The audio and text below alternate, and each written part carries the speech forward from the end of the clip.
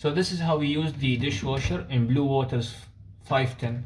Before using the dishwasher, please make sure the dedicated switch, which is labeled dishwasher, is on. Here's the dishwasher. You can load whatever you wanna wash inside. From here you either put your capsule or the liquid.